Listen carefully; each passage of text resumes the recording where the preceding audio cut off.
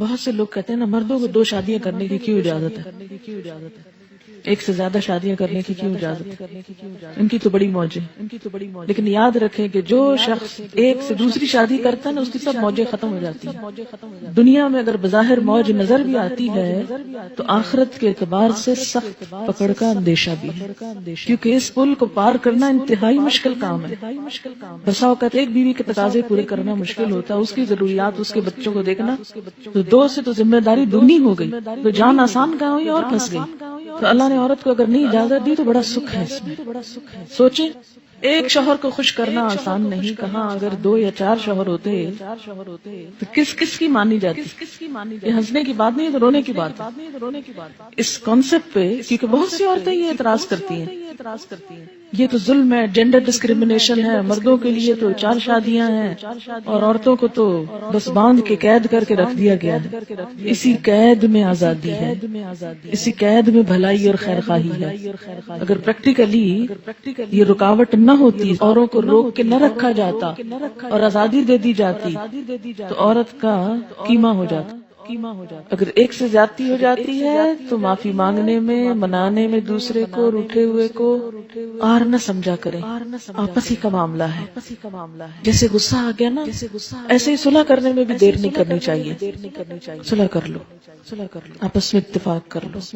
ان یصلح بینہما صلحا والصلح خیر، اور صلح کر لینا اچھا ہے، اس لیے کہ شادی صرف وقتی جذبات کے تحت نہیں ہوتی، شادی تو ایک خاندان بنانے کے لیے ہوتی ہے، اور اس خاندان میں نئی نسل کے پروان چڑھانے کے لیے ہوتی ہے۔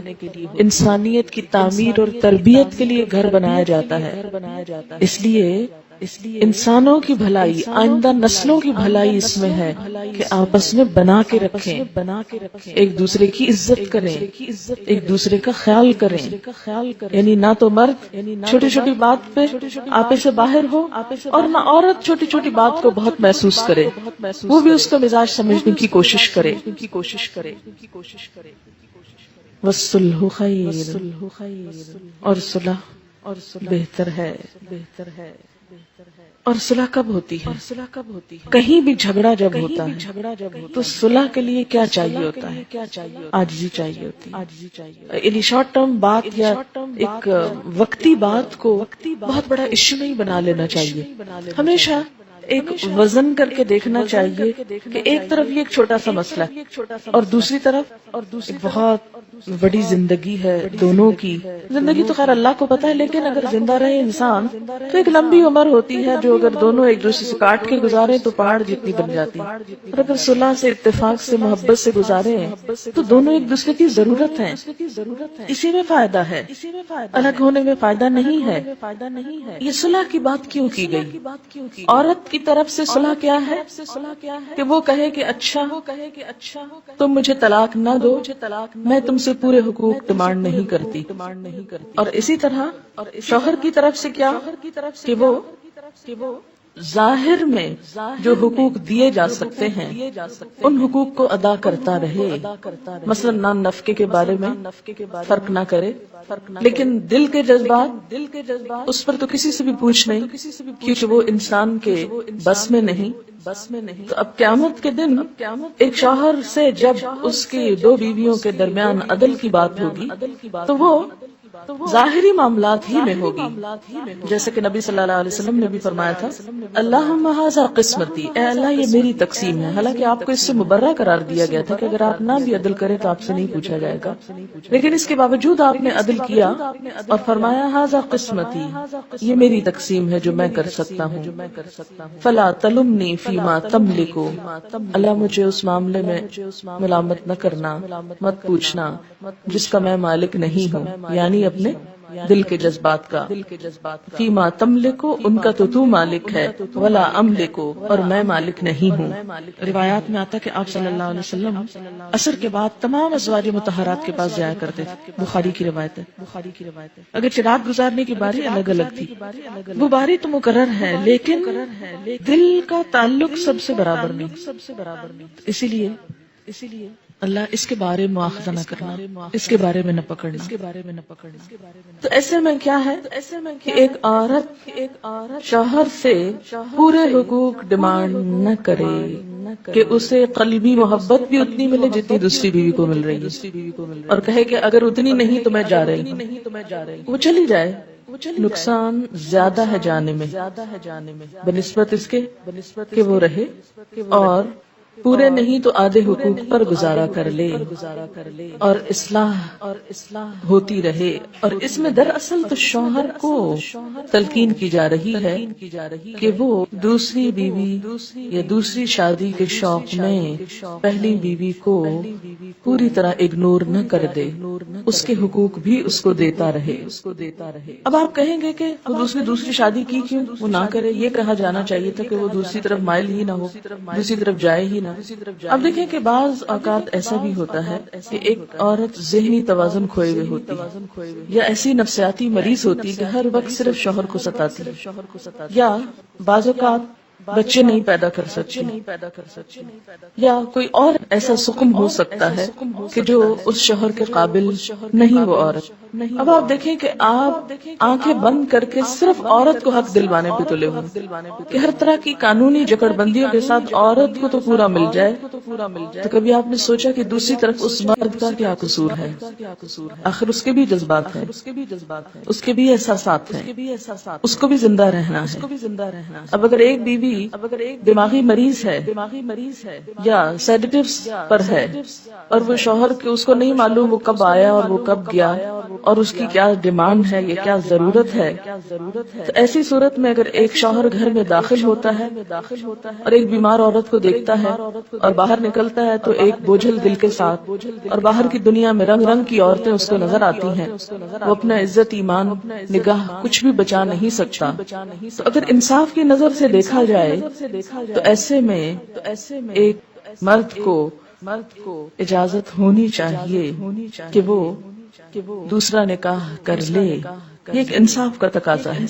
اب دوسرا کرتے ہی کیا پہلی بیوی کو گھر سے نکال دے؟ تو یہاں مرد کو کہا گیا کہ نہیں، اسے نکالو نہیں، ظاہری اعتبار سے اس کے حقوق پورے کرو، لیکن اگر دل مائل نہیں تو پوچھا نہیں جائے گا، کیونکہ دل پر تو اختیار نہیں۔ ایک شخص جب اہل ہی نہیں تو دل کو کس طرح زبردستی مائل کر سکتے ہیں آپ؟ وَأُحْضِرَتِ الْأَنفُسُ الشُّحَّ، اور حاضر کی گئی ہے نفسوں میں بخیلی۔ شح کہتے ہیں جب بخل کے ساتھ حرص، طمع اور خود غرضی بھی شامل ہو جائے اور دل تنگ ہو جائے۔ شح بخل سے ذرا مختلف ہے، بخل کے ساتھ ساتھ حرص یعنی لالچ، طمع اور خود غرضی بھی شامل ہو، زیادہ اسٹرانگ چیز ہے۔ دلوں کے اندر تنگی ہوتی ہے، دلوں کے اندر بخل ہوتا ہے، اپنے زیادہ حقوق لینے کی طمع ہوتی ہے، حرص ہوتی ہے، انسان خود غرض ہوتا ہے۔ مرد اور عورت اپنی اپنی جگہ اپنے فائدے کی سوچ رہے ہیں، اور یہی چیز آڑے آ رہی ہے دوسرے کا حق پہچاننے اور دینے میں۔ نفسوں میں حاضر کی گئی ہے شح، شح کہتے ہیں بخل کو، دل کی تنگی کو، جو دوسرے کا حق نہ دینے دے، دوسرے کی طرف جھکنے نہ دے، دوسرے کی طرف مائل نہ ہونے دے، دوسرے کو منانے نہ دے۔ یعنی دل چاہ رہا ہے منا لیا جائے، لیکن انسان انا کا شکار ہو کے لو میں کوئی ایسی گئی گزری میں ہی روز مناؤں، یہ تو معمول ہے، روٹنا تو ٹھیک ہے، روٹ کے مزہ چکھے، چلے ایک دو دن تو کسی کا مزہ چکھائیں، لیکن بہت لمبی ڈال لینا اور کئی مہینوں اور کئی سالوں پہ اور ایک ہی گھر میں رہتے ہوئے بول چال بند، ایک دوسرے کی شکل دیکھنا گوارا نہیں، ایک دوسرے کے ساتھ زیادتی، وہ اس کو موقع ملا وہ اس کے اوپر کیچڑ اچھال رہا، وہ اس پہ اچھال رہی۔ حالانکہ اللہ تعالیٰ نے دونوں کو ایک دوسرے کے لیے کیا قرار دیا؟ ہن لباس لکم وانتم لباس لہن، وہ تمہارا لباس ہے، تم ان کا لباس ہو۔ یعنی شوہر بیوی کے لیے کیا ہے؟ اس کا لباس ہے۔ اگر بیوی اس کی برائیاں کرتی ہے، اس پہ چھینٹے پھینک رہی ہے، اس پہ کیچڑ اچھال رہی ہے، تو وہ اپنا لباس داغدار کر رہی ہے۔ اور اسی طرح بیوی کیا ہے؟ شوہر کا لباس ہے، اس کی عزت ہے، وقار ہے، اس کا سکھ ہے، چین ہے، زینت ہے۔ اور اگر وہ دوسروں کو بھری محفل میں بیٹھ کے اس کی برائیاں کر رہا ہے، لوگوں کے سامنے اس کو بدنام کر رہا ہے، تو اس کا نہیں اپنا ہی بگاڑ رہا ہے، اپنے اوپر کیچڑ پھینک رہا ہے۔ اس معاملے میں دونوں ہی کو احتیاط برتنے کی ضرورت ہے۔ والصلح خیر، بنا کے رکھو، اسی میں بھلائی ہے، اسی میں عزت ہے، اسی میں بچوں کا مستقبل ہے، اسی میں دین ایمان کی عزت و عصمت کی حفاظت ہے، اسی میں خاندان والوں کے لیے بھی سکھ اور چین ہے۔ لیکن انسان کا نفس اس بات پر کم آمادہ ہوتا ہے اور صلح یا منانے کی چھوٹی سی قیمت نہیں دیتا، لیکن اختلاف کی، ناراضگی کی بڑی سزا بھگتنے کو تیار ہو جاتا ہے۔ یہ دل کی تنگی کی وجہ سے ہوتا ہے۔ کچھ عرصہ پہلے میرے پاس ایک کیس آیا، ایک خاتون اچھی خاصی ایجڈ تھی، کہنے لگی 30 سال ہو گئے ہماری شادی کو اور میرے شوہر نے مجھ کو طلاق دے دی ہے اور میرے بچے جوان ہیں۔ مجھے دیکھ کے یقین آیا کہ یہ اتنی سوبر سمجھدار خاتون، اس کے ساتھ یہ معاملہ کیسے ہو گیا؟ کہتی کہ بات کچھ بھی نہیں تھی، روزہ کھلنے کا وقت تھا اور بارش ہو چکی تھی، تو شاید افطار کا سامان یا کچھ اور لینا تھا، تو بچے اپنے بھی اور شاید بھائی کے بھی وہ گاڑی میں چلے گئے اور گیلی جوتیاں لے کے کیچڑ والی دوبارہ گاڑی میں بیٹھ گئے۔ تو اس بات پہ تھوڑی سی گرما گرمی ہوئی، اختلاف ہوا کہ ایسا کیوں کیا، پھر کسی وقت لے جاتے یا ان کو نہ لے جاتے یا معلوم نہیں، اپنے قصہ پورا یاد نہیں۔ اور چونکہ بھوک لگی ہوئی تھی، افطار سے چند منٹ پہلے کی بات تھی، دعائیں مانگنے کا وقت تھا، تو یہ بات اتنی بڑی کہ بیٹھے بیٹھے اسی میز پر شوہر نے طلاق طلاق طلاق کہہ کے فارغ کر دی۔ کیونکہ انسان جب عمر بڑھتی جاتی ہے نا تو ٹیمپر لوز کرتا جاتا ہے اور اس کی برداشت کم ہوتی جاتی ہے، اور خاص طور پر روزہ رکھ کے افطار کے وقت بالکل ہی برداشت ختم ہونے کے قریب ہوتی اور ختم ہو جاتی۔